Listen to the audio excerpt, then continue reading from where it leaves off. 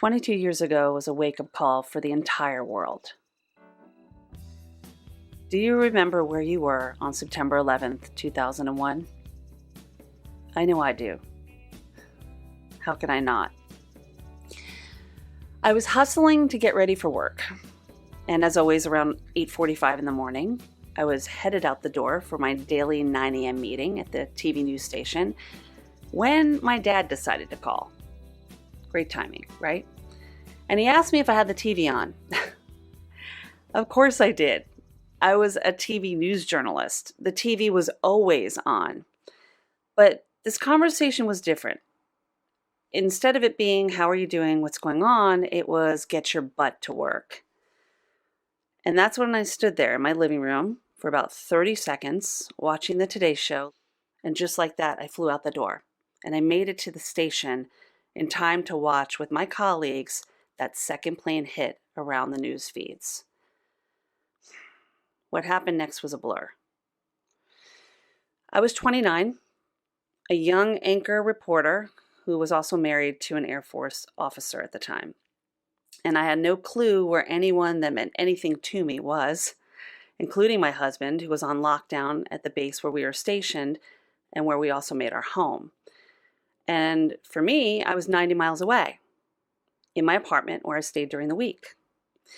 My friends and family back in New York, out of reach, out of touch. And frankly, I hardly knew where the hell I was in that moment, except I was in go mode. And I'm telling you this not to make this episode about September 11th, but because this day likely had an impact on you too in some way or another. This is secondary trauma or secondary traumatic stress. And what STS is it's referring to the natural behaviors or emotions that often result from knowing about a traumatic event or an experience and the stress that results from helping or wanting to help someone who firsthand is going through this traumatic event or is suffering from the experience themselves. And if you have any ounce of empathy in your body, which I know you do because you listen to the HIListically Speaking podcast, you know this day, as well as many others, have impacted you deeply. And you've likely experienced secondary traumatic stress just from witnessing the devastation that occurs around the world every day. Natural disasters, crime, pain, life. Think about it. Every time you are swiping through those news feeds or you turn on the TV, we have a saying in the news business, if it bleeds, it leads. And the more dramatic and traumatic the news events are, the higher it is in the news block, right? In the story of that half-hour news show, activating you and your emotions. Movies do that too, don't they? In the media, really any form of media. They hit a pain point, as they say. And frankly, I imagine I'm doing that right now. But the difference here is that I want to offer you solutions, possibilities that I wish I had on that day as a young journalist when I was sitting on that set or in the field and I didn't have a clue how to support my own emotional well-being. Tools that I have now as someone who is still a health journalist and a trauma-informed holistic practitioner. I had limited resources back then to support my own healing. And I did what I had to do, right? As many of you did as well. And I imagine that made things difficult, not knowing where to go and what to do. Because it's not just about what we're seeing in the world, right? It's about what we witness just in our own personal lives. It's the stories that your loved ones share with you, that they tell you in confidence and they impact you. It's your friends and your family that open up to tell you something heavy and painful that they're going through. And it might have some kind of effect on you that is greater than you ever imagined. It's the struggle of your child's upsets, your child's pains that you feel because you feel. And for that reason, the chances are you've been impacted by secondary traumatic stress. And while STS is known to heavily impact the healthcare workers, the military personnel, the mental health professionals, the first responders, it can take a toll on you too. From the forgotten first responders, the journalists that are all around the world, to the first graders who are learning about history around the world right now as we speak in classrooms everywhere. We are all at risk of STS. The trouble is we're also bombarded with keywords and hashtags that make information overload a real problem. Buzzwords like burnout and overwhelm on social media every day. They make it difficult to decipher the real problem and the root cause. Burnout is not secondary traumatic stress. And knowing the difference could be a game changer when it comes to your emotional well-being. Burnout is a workplace syndrome that is characterized by high emotional exhaustion, irritability, a low sense of personal accomplishment from work. Like compassion fatigue, which is generally the result of a prolonged exposure to multiple traumatic events, it sets in over time. But secondary traumatic stress can be immediate and it can result from one event, like what happened 22 years ago today. The symptoms can be the same behaviorally, psychologically, cognitively, spiritually. You could have feelings associated with grief, anxiety, sadness. Perhaps you've had mood swings or even find yourself easily distracted. It could lead to irregular sleep and eating patterns, and it could even bring on headaches and rashes and gut issues and other physical problems.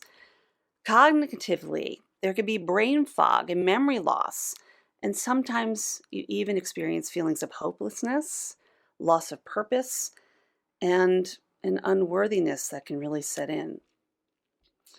And left untreated, studies show it can even lead to an increased risk of suicide and substance abuse, which is why a trauma-informed approach to creating a healthy culture from the living room to the boardroom is essential to reducing these risks of secondary traumatic stress, as well as burnout and other workplace distress.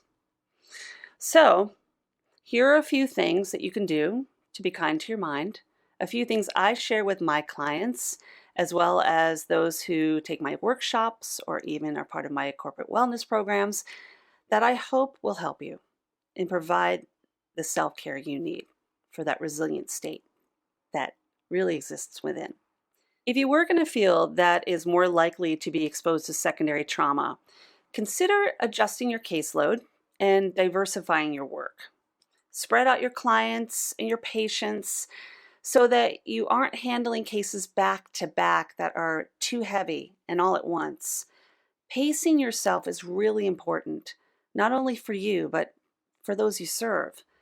I do this, and I found it to be really helpful.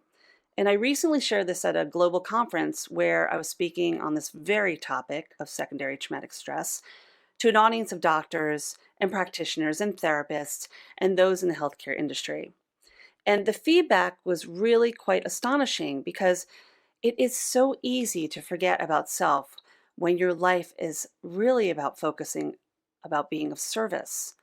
But imagine how much greater service you can be if you aren't a disservice to yourself. Be mindful of your boundaries and what you allow in your own personal space. And remember, no matter what field you are in, no matter what you do for a living, no matter how old you are or how young you are, asking for help is never a bad thing. Quite the contrary. Even the best practitioners and coaches have their own practitioners and coaches. Create a safe space to allow healthy supervision. It's about knowing your limits and understanding the impact, and of course, educating yourself. Personally, outside of the workplace, it's also helpful to seek positive experiences, positive people, and find a support network that you can trust to help build that sense of resiliency. And I have a few for you that are free and a safe place to begin. I want you to come and join the Hug It Out Collective on Facebook. This is a group that I started. It's a wonderful community of positive minds that include trauma-informed practitioners just like myself, as well as moms and dads and teachers and students. We are all there. It's everyday people just like you and me that believe in the importance of self-care in a safe space. And I hope that you will take some time just to join the group, check in every once in a while. I added the link in the podcast notes. You can also join my monthly Havening Happy Hour on Zoom. Now, I did this during the pandemic, and it was really a wonderful way to connect with other people. And this is a chance to put the power of active emotional well-being right back in your own hands during a virtual experience that is guided by me. We do a little havening, we have a little fun, and it's really just a powerful way to put some brain candy back in your brain candy jar for self-healing, self-regulation, self-love, and self-care. And I also put a link to that in the podcast notes, and I do hope you'll join us. I'm about ready to launch the next one, so I want you to sign up before you miss it. And while balance and boundaries are really important, so are realistic expectations. Rome wasn't built in a day. I want you to go easy on yourselves.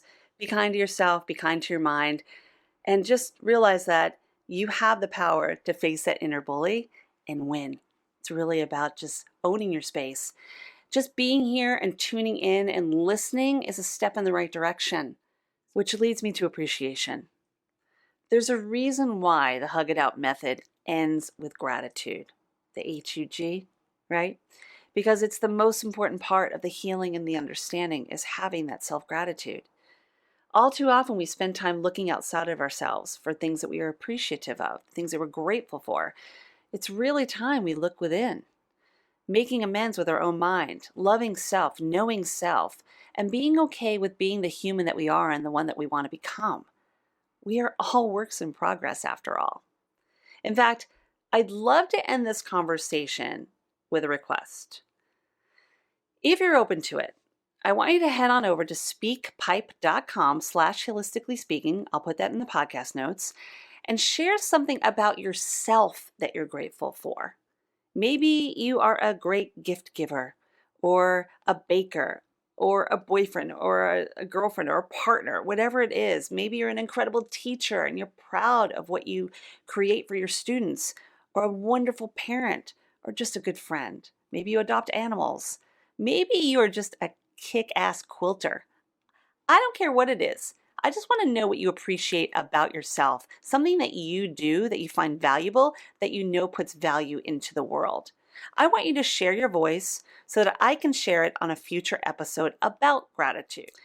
If this podcast episode resonates with you, consider passing it along, sharing it with somebody that might find it valuable too. And don't forget to subscribe to HIListically Speaking wherever your earbuds take you so that you never miss an episode.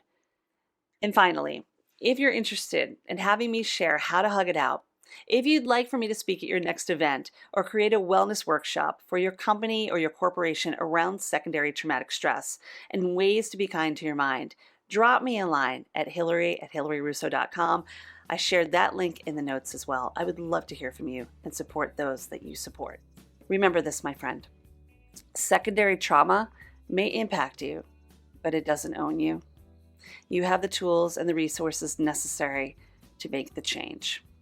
I know this because I've been there and I've done it myself, and I'm here to support you as well.